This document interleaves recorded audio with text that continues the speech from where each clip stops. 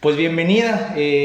Para mí es muy importante que estés aquí, que hayas accedido a participar en esa entrevista, porque ayer, no ayer, perdón, la semana pasada entrevisté a una candidata de Movimiento Ciudadano. Entonces, pues para mí es muy importante contar con tu participación, porque pues tú eres una candidata de Morena. Entonces, para mí es muy importante tener esta parcialidad y esta objetividad y diferentes ideas y demás, ¿no? Entonces, pues te agradezco mucho que hayas accedido a participar. ¿Cómo estás? ¿Qué tal? Un gusto saludarte. Bien, muchísimas gracias. Bien, un poco cansada hoy, pero bien, porque empecé desde temprano y, bueno, el día de empezó temprano, pero hoy ha sido un ir y venir, un poquito más ajetreado que de costumbre, pero estoy muy bien, gracias. Qué bueno, sí, me imagino. Y qué bueno que mencionas que estás cansada porque quiero aprovechar para empezar la entrevista por ahí. Quiero que me cuentes cómo tú eres miembro fundadora de Morena. Sí. Quiero que me cuentes dos cosas, si es posible, ¿no? Si no se puede, pues... Uno, No, ¿cómo? todo. Órale, en una entrevista que me compartías, platicaban un poco sobre que tú conoces a AMLO, ¿no? Quería platicar un poco sobre cómo fue que conociste al presidente desde el momento en que lo hiciste, ¿no? Y cómo fue el hecho de fundar Morena en Yucatán, de formar parte de los fundadores de Morena en Yucatán. ¿Cómo fue todo este proceso, el escenario político que se vivía, la gestión en el Estado y demás, ¿no? ¿Cómo fue todo este proceso? Bueno, mira, yo conozco a Andrés Manuel, te voy a contar detalles después, pero lo conozco como lo conocemos muchos mexicanos, porque Andrés Manuel es un hombre que se apersona todas las veces que le es posible. Él le ha dado la vuelta al país más de 5 veces a cada uno de los municipios, ha ido a todos lados. Tú vas elige el municipio que quieras y le preguntas a la gente si lo conocen y te van a decir, él estuvo aquí, platicamos, comimos la paleta ya, estuvimos en la plaza, o sea, genuinamente. Si te encuentras un tabasqueño además, no, pues algún parentesco tiene siempre, trabajaron juntos, lo acompañó en el éxodo y así lo hemos conocido todos en este país. Yo lo conocí, la primera vez que vi a Andrés Manuel fue aquí en Mérida, porque estaba en campaña para el 2006, cuando tú eres muy joven y probablemente no tienes el contexto de lo que ocurrió en el 2006, pero nosotros veníamos de una serie de fraudes electorales en México, o sea, en los años 50, 60, 70, el PRI era un partido hegemónico que pues no había, o sea, indiscutiblemente era la única opción. Había algunos partidos de izquierda, había PAN, ya había el PAN, porque el PAN lo fundan los sinarquistas, me parece que en los años 40, 50. Eh, y el PRI pues era todo lo que había. Entonces ahí era lo que se llamaba carro completo. El último gran fraude que ya provoca un descontento, porque además se realiza en la cara de la gente, es el de Carlos Salinas de Gortari, que ya teniendo eh, a, un, a, un, a un candidato enfrente fuerte como Cuauhtémoc Cárdenas, pues hacen lo que se conoció como que se cayó el sistema. Dicen que no pueden seguir contando y que al día siguiente nos vemos. Y pues al día siguiente el indiscutible ganador, sin nada más que decir, fue Carlos Salinas. Posteriormente hubo dos elecciones, la de Cedillo, que por circunstancias que se dieron, Cedillo ganó ampliamente, y después estuvo la elección con Vicente Fox. La de Vicente Fox fue una gran celebración nacional porque por primera vez salía el PRI en más de 70 años, 72 años. Y lo celebramos y uno la sensación que le quedaba era que, bueno, que ya estábamos en una democracia planchada, ¿no? Ya esto ya estuvo, no nada más, ya no hay fraudes electorales, sino por primera vez hay un candidato que gana la presidencia que no emana del PRI. Pues en esas me encontraba yo, viviendo mi vida tranquila, cuando en vivo y a todo directo se comete un fraude ahora por televisión en el 2006, porque a eso de las 11 de la noche, cuando nos vamos a dormir después de la contienda electoral, teníamos a Andrés Manuel claramente claramente yendo hacia arriba y ya con una muy buena distancia de Felipe Calderón. Todas las encuestas lo indicaban, lo que estábamos viendo en ese momento en vivo, pues correspondía a lo que se sabía. Y nos vamos a dormir y cuando nos despertamos todos emocionados de que pues tenemos nuevo presidente, resulta que no, que ahora se había invertido y que ahora Andrés Manuel no solamente ya no estaba subiendo, estaba bajando, lo cual era matemáticamente imposible. O sea, tú no vas perdiendo votos. Sí puedes perder en porcentaje, pero no vas perdiendo votos. Y lo que estaba ocurriendo ante nosotros era un Andrés Manuel, le están descontando los votos. ¿Qué está pasando aquí? Científicos de la UNAM, matemáticos, participaron en esto y dijeron, esto es imposible, matemáticamente esto no pasa. Además, por eso las encuestas son tan reveladoras y fieles a los resultados finales. ¿Por qué? Porque los muestreos te permiten predecir, hacer predicciones científicas sobre el resultado final. Y pues aquí nada cuadraba. Así es que yo había conocido a Andrés Manuel en esa contienda, pero cuando realmente lo conozco es cuando ocurre ese fraude y Andrés Manuel cita a la población y al mundo entero a ir a una mega marcha para pedir que se cuenten los votos.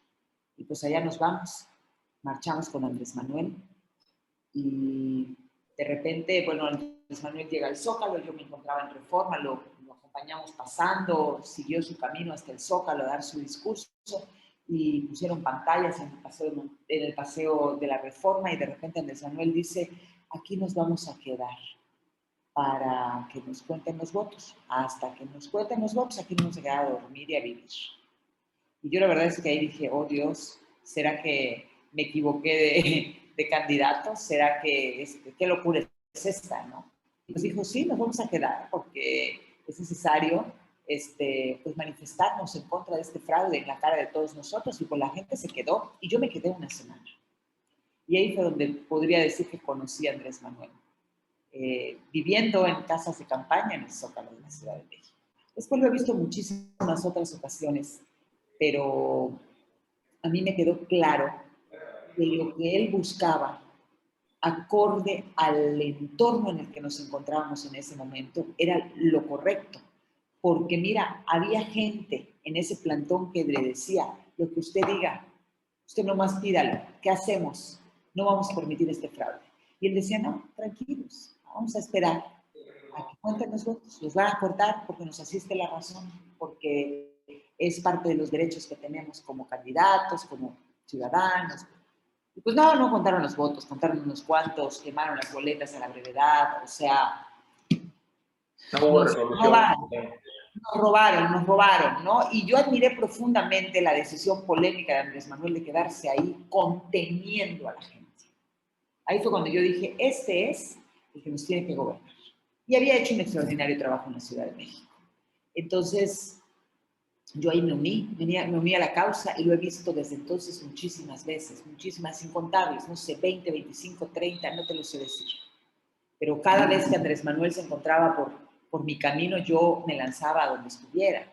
Y hemos fundado Morena. Bueno, primero lo constituimos como un movimiento y así fuimos como movimiento a la par del PRD a las elecciones del 2012 a trabajar para que Andrés Manuel llegara.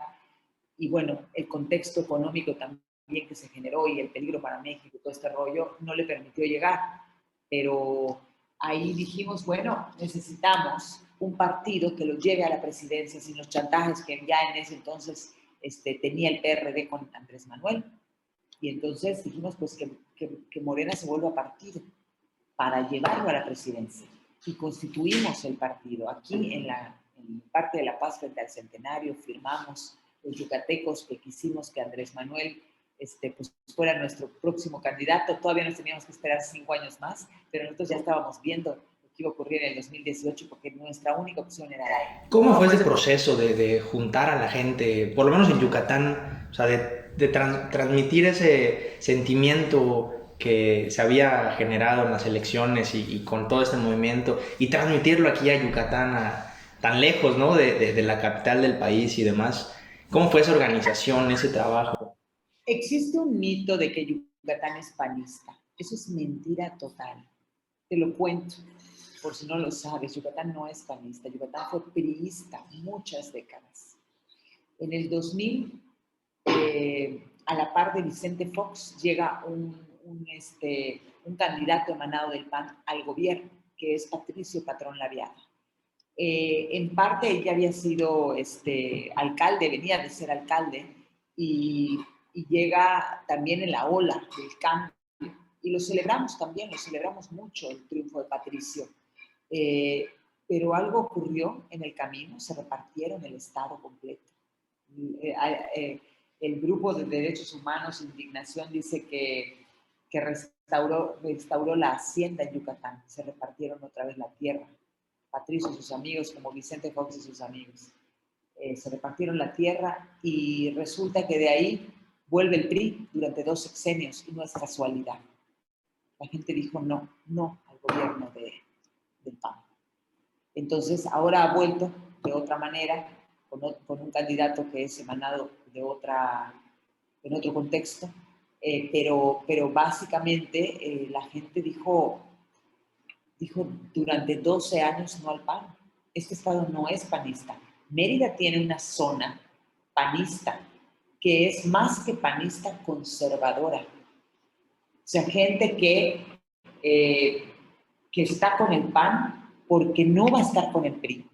Y pues nunca va a estar con Morena. Muy probablemente nunca va a estar con Morena. Esas son ideologías, esas son formas de percibirse. El PAN se ha posicionado muy de la mano del capital. Y el capital suele ser conservador, porque el capital lo que quiere conservar es el dinero. O sea, no soy conservador en mis ideas, en mi forma de vida y tal. Soy conservador en el que no puedo permitir las libertades, porque lo que necesito es conservar el poder del dinero. Entonces, por ahí, pues hay una junta, ¿no? Pero yo que recorro el estado y que escucho a la gente, te puedo decir que este no es un estado panista y que si te sales un poco de esta zona que solamente representa el 13% de los votos en la ciudad de Mérida, eso en el distrito 2, si ya en el distrito 4, si juntamos al distrito 2, pues representará como un 7-8% de toda la ciudad. Si tú te vas a otras zonas de la ciudad, vas a ver que la gente en absoluto es panista. Entonces, por ahí nos quieren hacer creer que lo que nosotros vemos, el entorno en el que nos movemos, es lo único que hay. Lo que representa todo el Estado, ¿no? Yo siempre sostengo que son burbujas y hay gente que no sale y no quiere salir de su burbuja, por lo cual voltea a ver y dice, si todos somos panistas, si todos somos católicos, si todos somos ricos o todos somos güeros, no. Todos somos una pluralidad, somos muchas cosas y finalmente dentro de ellas hay gente que claro que genuinamente es panista, pero te puedo decir que hoy si hay un partido que en Yucatán nos representa es Morena y lo vas a ver en las elecciones. Quiero mencionar 2 cosas ahorita que estamos platicando todo esto. La primera es que a los jóvenes pues a fin de cuentas hoy ya somos mayores de edad, pero seguimos siendo jóvenes, ¿no? Y se nos atribuye mucho esta idea o esta concepción de que porque como somos jóvenes o porque no habíamos nacido o no teníamos edad suficiente en los momentos históricos de los últimos años de sucesos democráticos del país, pues que porque no estuvimos con la edad suficiente no estamos enterados o no sabemos qué pasó, y es nuestra responsabilidad hoy como ciudadanos y como mayores de edad entender el contexto histórico y político del país, y eso es algo que he escuchado mucho en los últimos años, que al ser jóvenes se nos atribuye como que no sabemos qué ha pasado en el país, ¿no? Y es una responsabilidad que tenemos. Y la segunda cosa que quería comentar es que una cosa es pues haber estudiado de los libros o que te haya platicado algún maestro o aquí o allá, saber qué ha pasado en el país, ¿no? Pero otra cosa es escuchar esas anécdotas de la gente que ha vivido todas estas situaciones, ¿no? Y que te cuentan detalles o situaciones que a lo mejor y no encontrarías en un artículo de internet o que no encontrarías en alguna publicación de una nota o algo así, ¿no? Entonces por eso celebro este tipo de interacciones. Y bueno, quiero empezar con unas preguntas, o continuar con unas preguntas más, ¿no? Para ir desarrollando el tema. Ahorita hay mucha controversia con esas elecciones que se vienen. Yo considero que este gobierno de López Obrador es probablemente el gobierno que más ha querido ayudar al pueblo y sin embargo es el gobierno que más ha tenido, no que la mayor cantidad de gente lo ha despreciado o odiado, ¿no? Pero sí la cantidad de gente que lo ha, que está en contra de ese gobierno, siento que tiene la mayor cantidad de odio que ningún otro gobierno anteriormente haya tenido, ¿no? Eh, ¿Hay algún peligro con que la Cámara de Diputados esté en control total de un solo partido? Ahorita que se están jugando las elecciones, ¿hay algún peligro de que pase esto? Sea Morena el que esté en control, sea el PRI el que esté en control. ¿Hay algún problema, algún peligro en esto? Mira, cuando dices que este es el gobierno al que tú le ves más oposición, Y yo ahorita voy diría a preguntar de eso, ¿eh? Ahorita vamos a desarrollar ese tema más. yo más que decir que hay una oposición más frontal, diría que hay una pequeña oposición, una minoría que hace mucho ruido. ¿Por qué? Porque es el poder de los medios y es el poder del dinero y es el poder de las noticias falsas. Entonces, vuelvo a lo mismo. En la burbuja nos quieren hacer creer que ellos son todo y que este país, que la gente está sumamente descontenta, pero porque no van, ni siquiera van al pueblo de Temozón, al pueblo, hablo yo, a la comisaría, no a los fraccionamientos de al lado. Entonces no escuchan a la gente, no saben lo que la gente realmente piensa. El presidente tiene hoy un 65 o 70% de aprobación.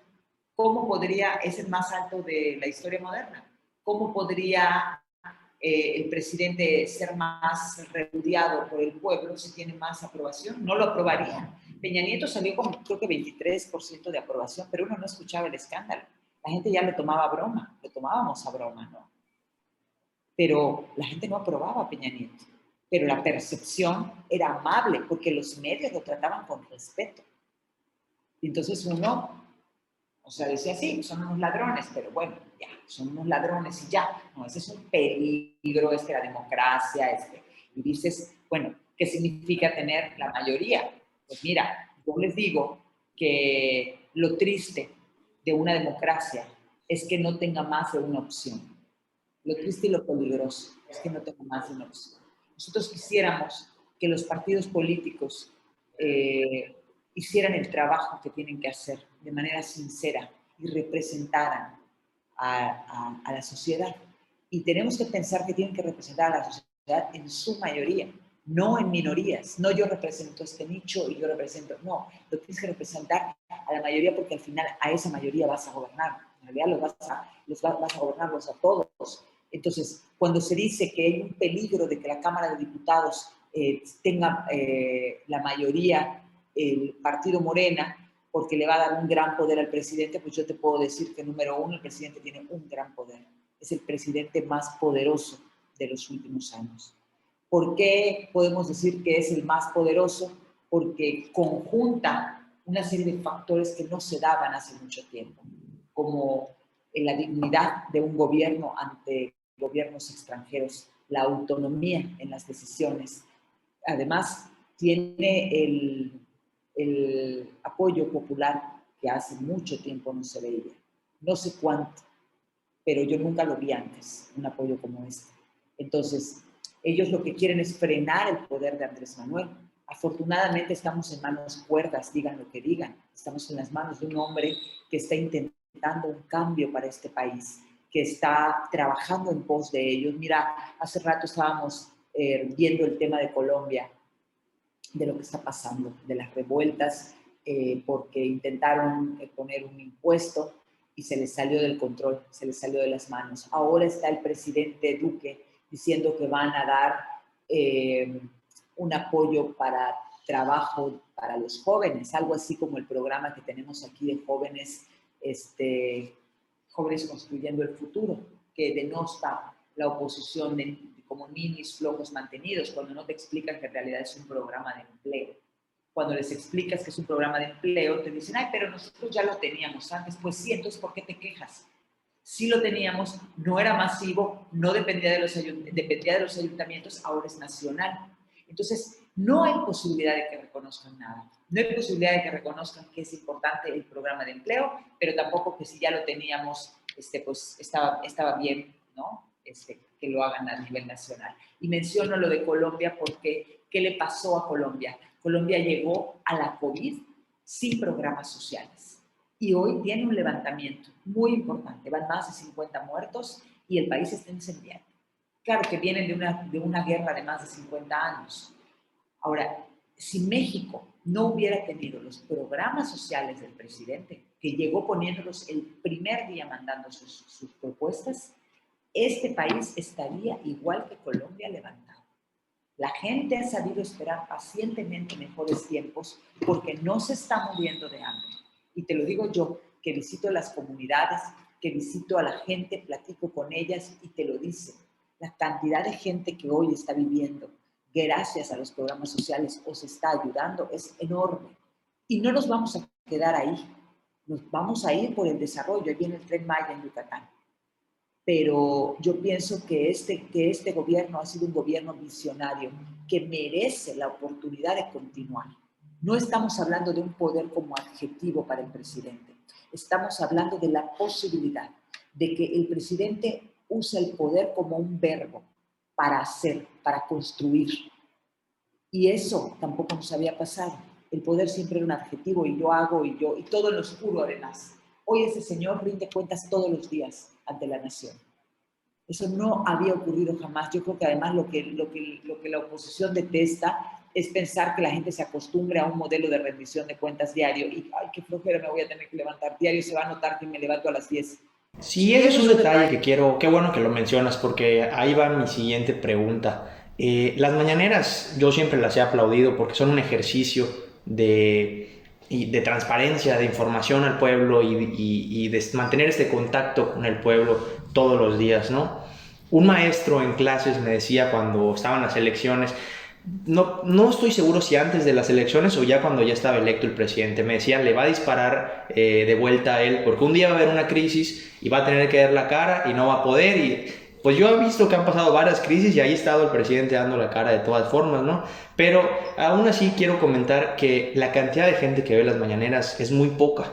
Realmente no es tanta la gente que ve las mañaneras. La gente que forma parte del poder político la ve, la gente que pues a lo mejor tiene alcance a una computadora, a una televisión, sí la ve, pero no es tanta la gente que ve las mañaneras, además de que son larguísimas, y sin embargo las noticias y los ataques de la oposición sí le llegan a mucho más gente, porque son constantemente una nota, un video de 2 minutos, un video de 3 minutos, viralizan el presidente y demás, ¿no? ¿Le está dando atención a esto el presidente? ¿Se está dando cuenta de que está pasando esto? O sea, que a pesar de que él se defiende en las mañaneras y a pesar de que le tiran una nota y él está ahí para aclararlo y demás, ¿se está dando cuenta del poder que está teniendo estos ataques de la oposición en las redes sociales, en los noticieros y demás? Sí, mira, las mañanas la ve más gente de la que nos imaginamos. Yo cuando recorro y hablo con la gente, hay quienes me dicen, yo todos los días me despierto contento y prendo la mañanera, o sea, les refuerza, sobre todo los adultos mayores. Y ahí te lo dicen así, como a mí no me van a contar, yo veo la mañanera, porque nosotros sabemos que lo que se ve después en los medios son pequeños extractos descontextualizados.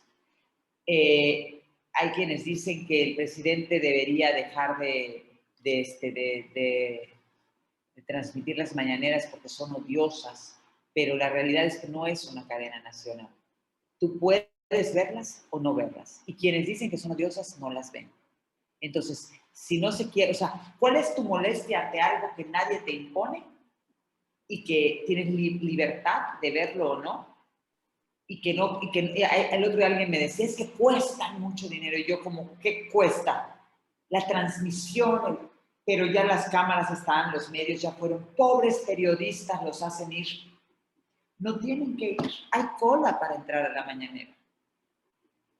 Tú sabes que hay muchos medios hoy que transmiten la mañanera y tienen en su medio el rating más importante en la mañanera. Se están quejando, rumiando, todo, pero lo transmiten todos los días, porque ahí se va a dar la nota.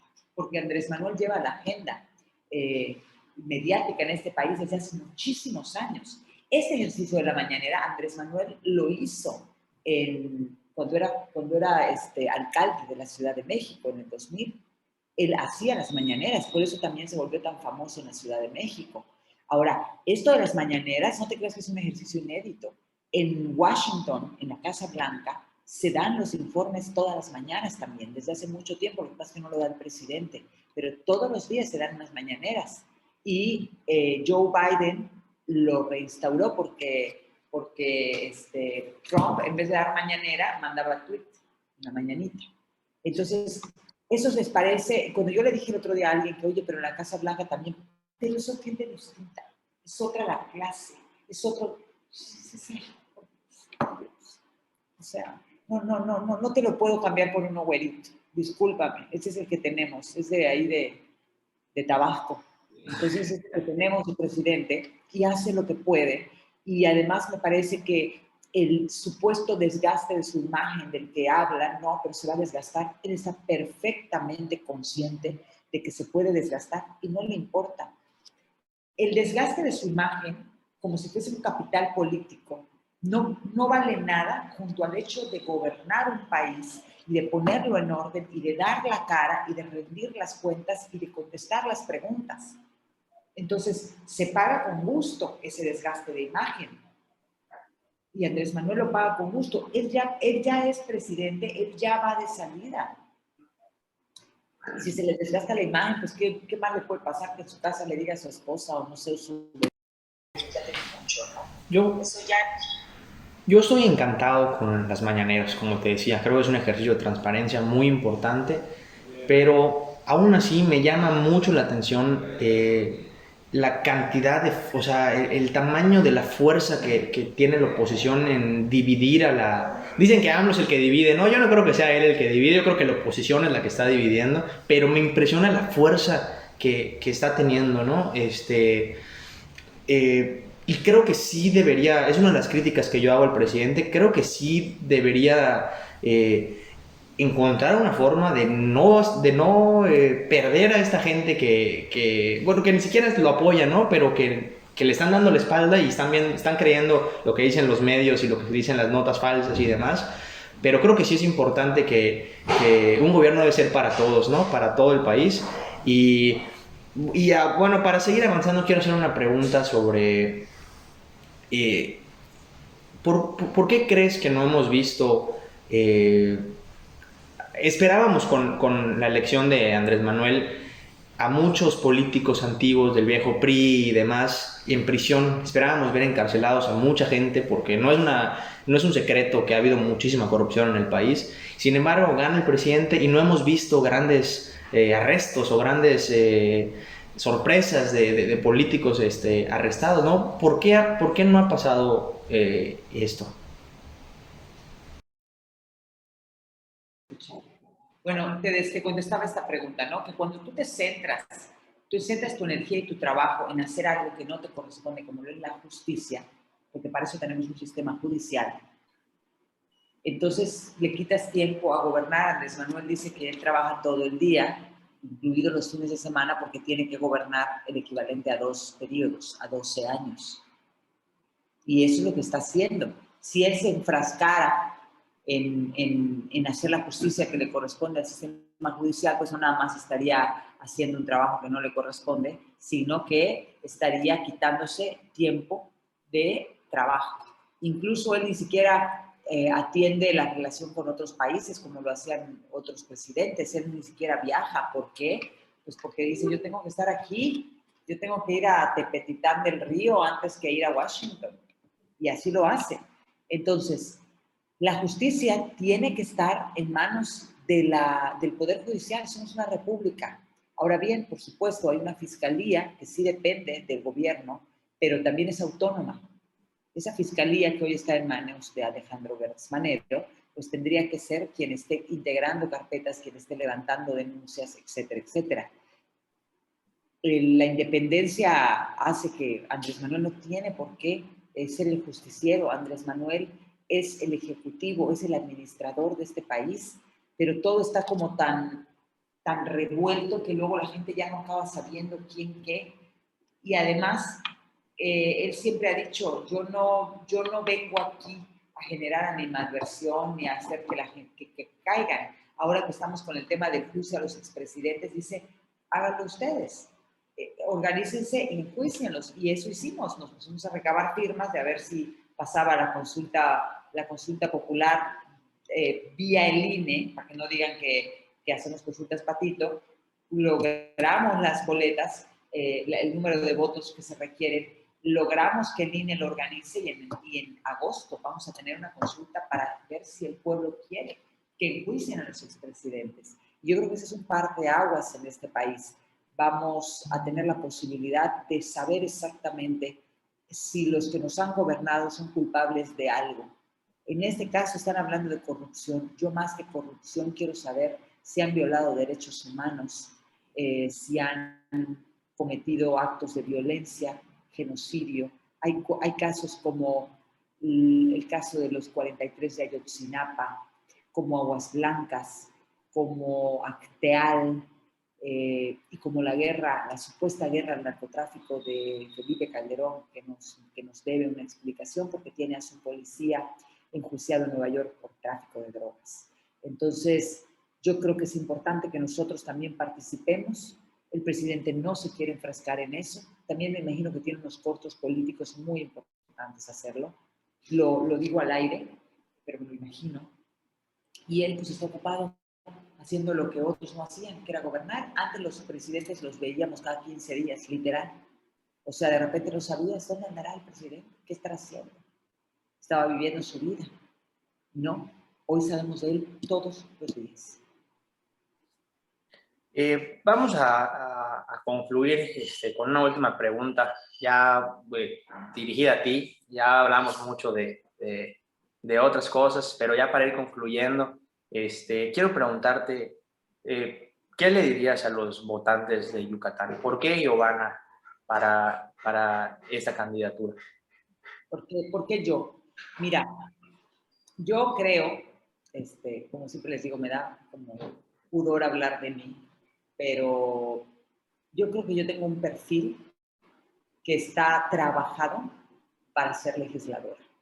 O sea, yo no se me ocurrió un día, ay, voy a ser, será, mi partido me postulará. Yo trabajé más de un año para lograr esta candidatura, gané una encuesta y estoy aquí por eso. He trabajado, tengo trabajo político, pero nunca de manera electoral. Yo creo que la gente también valora que nuestros representantes no nada más dialoguen y nos conozcan, sino que nuestros representantes realmente reflejen las necesidades más apremiantes que tenemos como sociedad. En mi caso, mis propuestas de campaña son resultado de ese diálogo e interacción con nuestro pueblo yucateco. Y creo que en mis propuestas se pueden ver reflejada la vida cotidiana de muchos de los ciudadanos. Estoy preparada, soy una persona honesta, honrada, no tengo negativos, nunca he tenido ningún problema con la ley, nunca he vivido del erario público. Yo vengo a participar genuinamente porque pues yo no quiero seguir viviendo en un país en el cual las desigualdades sigan siendo abismales, como son hoy. En Yucatán el 40% de pobreza. Yo quiero contribuir a que mi Estado entre en la cuarta transformación porque creo que esa transformación es totalmente necesaria. Tenemos autoritarismo en el gobierno actual, tenemos mal uso de fondos. Quiero decir mal uso porque yo no veo dónde están aplicados. No quiero pensar otra cosa, no puedo acusar porque no tengo pruebas. Pero por lo pronto, quién sabe qué está ocurriendo con el dinero que tenemos, puesto que no lo veo. Llevamos, por ejemplo, un año parados por pandemia, gastando el presupuesto tal cual, sin apoyos y con programas cancelados, con espacios públicos cerrados, o sea, y dices, ¿dónde está ese dinero? ¿Dónde están esos trabajadores? Yo no quiero seguir viviendo así. Y por eso decido participar y creo que puedo representar al votante de mi distrito. Yo nací, crecí en este distrito 4 y creo que tanto todas las partes pueden verse reflejadas en mí, porque pues también soy una persona de una extracción pues de clase media, de una familia media de esta ciudad, y además he estudiado, soy profesora universitaria, soy empresaria, entonces creo que se me puede dar el beneficio de la duda, más allá de gente que ya conocemos y ya sabemos muy bien que no va a haber un cambio. Yo creo que México y Yucatán requieren un cambio, por eso yo me atrevo de frente a pedirle a la gente que vote por mí, o sea, no tengo el más mínimo problema de hablar con ellos, los miro diario a los ojos, se los pido, se los digo, yo necesito llegar a la Cámara de Diputados porque yo necesito cambiar el orden de las cosas. Por supuesto que no lo haré sola, voy de la mano de un proyecto de nación, pero hay que hacerlo. Importantísimo, importantísima la alternancia.